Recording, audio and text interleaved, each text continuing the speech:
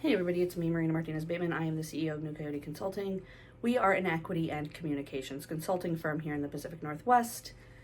It is actually Friday where I'm recording this video from.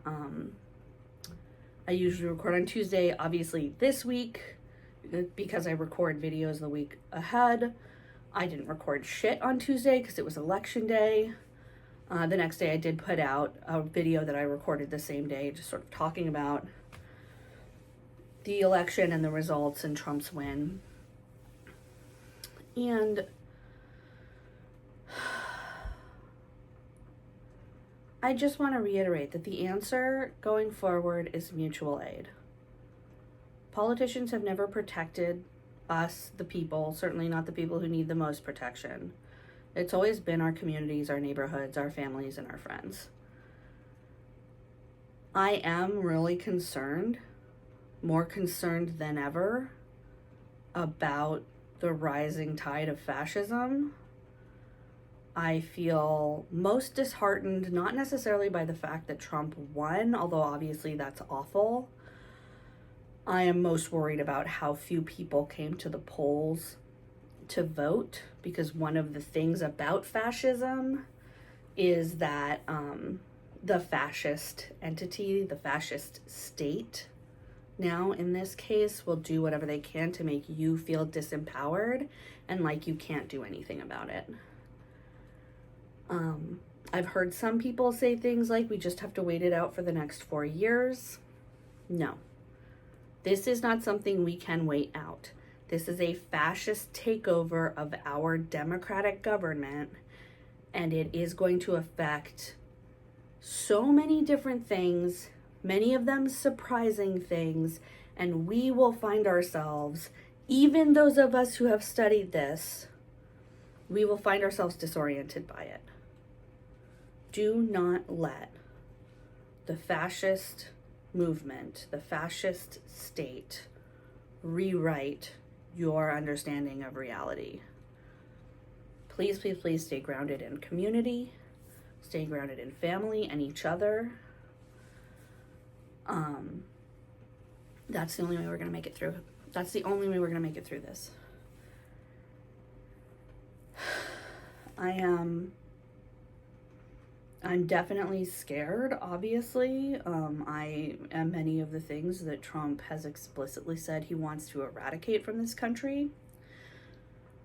So many of my friends and family members are in that position as well. And of course, my work is deeply rooted in protecting, serving, uplifting marginalized people. So I'm very, very wrapped up in this, and concerned, just concerned and scared. And what I've decided to do is really invest in making sure that I have the resources that I need to be the part of the fight that I need to be a part of, right? So that means really doubling down on my physical health. As a chronically ill person, I will never be healthy, but investing more in my experience of energy and days without pain, and as much as possible, and clear-headedness and movement and all that stuff. So I find that to be very important going forward. I'm also doing more I was already doing more to get back in community. I'm doing even more to get back in community now. I'm still being very COVID safe. I'm still wearing my mask indoors and not eating indoors, although I'm looking at, as we go into the winter, amending that to just need like 10 feet of space around me if I'm going to take my mask off indoors, which is hard to get in some situations. But I'm very much still committed to wearing a mask. I think that in a world where chronically ill and immunocompromised people like myself are the first on the chopping block, wearing a mask is really imperative if we're going to do community care.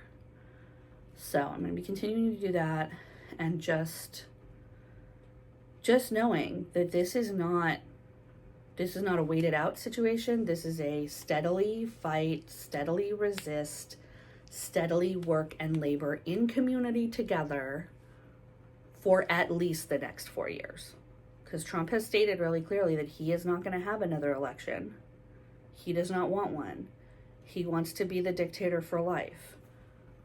That is not something that you can wait 4 years to start to fight.